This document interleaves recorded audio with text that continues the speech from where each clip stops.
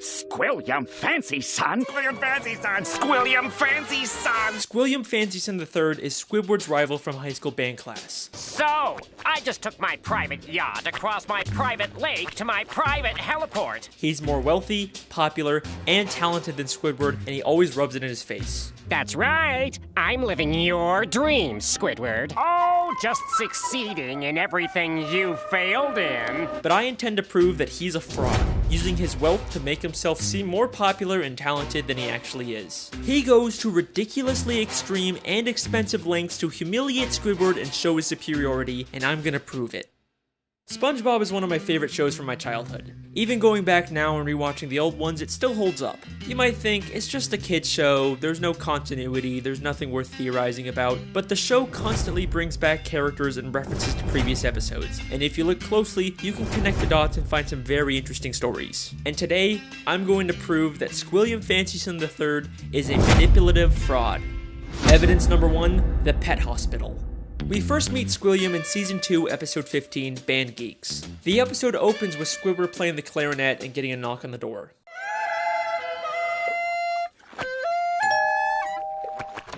Yeah, we're with the pet hospital down the street, and I understand you have a dying animal on the premises. Immediately after, Squidward gets a call from Squilliam. Hello, you've reached the house of unrecognized talent. Please start after the... Sounds as though you've got a dying animal to attend to, eh, old chum? I believe that not only was Squilliam spying on Squidward to know when he was playing his clarinet, but he also hired the doctor to come and embarrass Squidward. Yeah, we're with the pet hospital down the street. Pet hospital down the street. We have never seen a pet hospital in Bikini Bottom. We've only ever seen just the regular Bikini Bottom hospital. We've seen this purple doctorfish before, but once again, he's never worked at a pet hospital. We've only ever seen him at the regular general hospital. Well, Mr. Squarepants, it seems you have the suds. Are you ready for your treatment? Then there's this green fish behind him, and we've only ever seen him as one of the many identical paramedics that work at the Bikini Bottom Hospital. We even see him at the end of the episode to take Squilliam away after fainting. So it is very likely that Squilliam hired these two and told them to pretend like they're from a pet hospital just to humiliate Squidward. But this is just the start of Squilliam's elaborate lies. Evidence number 2, the Bubble Bowl.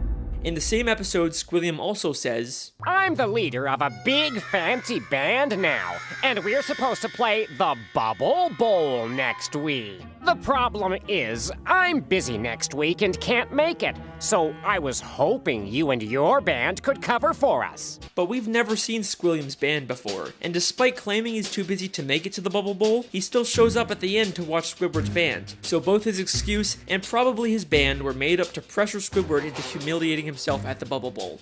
Evidence number 3, Squilliam's friends. In Season 3, Episode 8, Squilliam returns. Squidward leaves for work and conveniently bumps into Squilliam and all of his fancy friends, despite Squilliam not seeming like the kind of guy that would come near the Krusty Krab. He and his friends make fun of Squidward for working as a cashier. Hold it! Don't tell me! You're a cashier! Don't lie. Lying always makes it worse. But I believe that this encounter was planned out by Squilliam in advance, and he hired all of those people to pretend to be his friends. Take a look at Squilliam's friends. They're all nicely dressed, you kind of get the sense that they're fancy, high-status members of Bikini Bottom, but they aren't. This is more like what the fancy rich people in Bikini Bottom look like. These are just some regular Bikini Bottom citizens. Most of them usually don't even wear nice clothes like this. And most of them are regulars at the Krusty Krab and would already know Squidward as a cashier. My daddy doesn't have enough slime! These are not the type of people Squilliam would hang out with. I mean, why would Squilliam be hanging out with one of Pearl's teenage friends? At the end of the episode, Squilliam even admits to his whole life being fake. I made everything up about my life. I have no yachts, jets, or anything.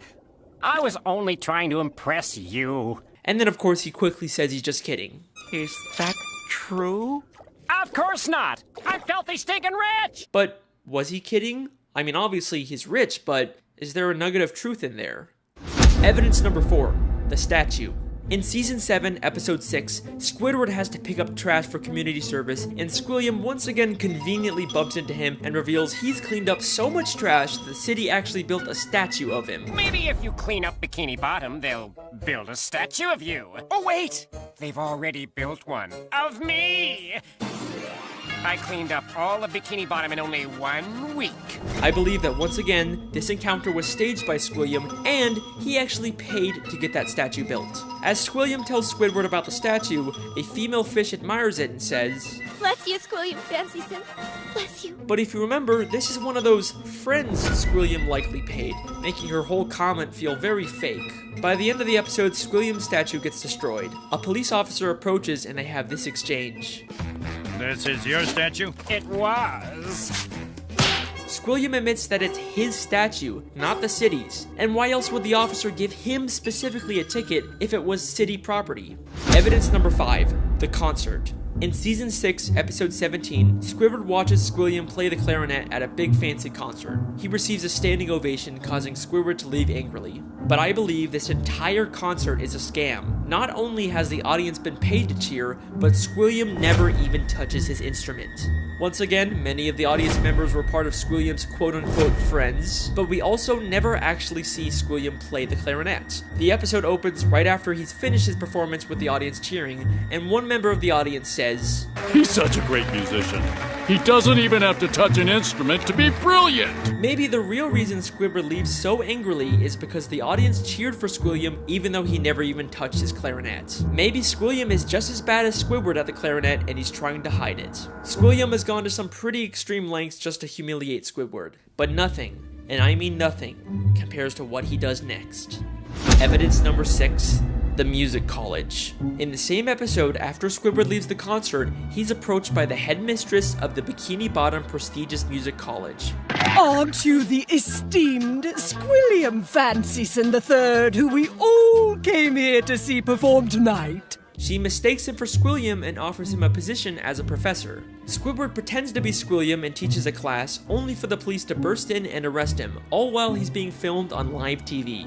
And I believe that this is Squilliam's most elaborate and most expensive scheme to destroy Squidward both publicly and legally. This encounter where Squidward gets offered a job is already suspiciously convenient, but listen closely to their exchange. I'm Squilliam Fancyson. But didn't you just say a minute ago that your name was Squidward Q Tentacles?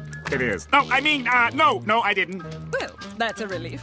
I mean, what kind of a moron would go to their worst enemy's music recital? What kind of moron would go to their own enemy's music recital? How does she know that Squidward and Squilliam are enemies? If she knew who Squidward was, then why didn't she recognize him? Why would she mistake him for Squilliam? This feels way too much like she was hired by Squilliam to set a trap for Squidward. And if that's not enough, the headmistress's associate is literally just a guy from the paid audience wearing a disguise. He just threw on some glasses to seem smart. Squilliam knew that Squidward couldn't resist the opportunity to teach a music class, even if it meant breaking the law. My very own music class. Then we get to the Bikini Bottom prestigious music college, and right off the bat, there's something very fishy about this place. The building itself is very green and grimy and has a very cheap metal look.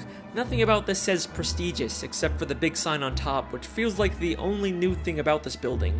I think there is a very good chance that Squilliam just bought some old warehouse, then stuck a sign and some paint on it to disguise it as a college. I mean, look at these other schools in Bikini Bottom. They all have a very nice structure and a paint job, but this prestigious music college looks like a dumpster. Going into the classroom, not only does it have another one of Squilliam's friends, but if this is such a prestigious college, how did SpongeBob and Patrick get in here? Would you two numbskulls mind telling me what you're doing in music class anyway?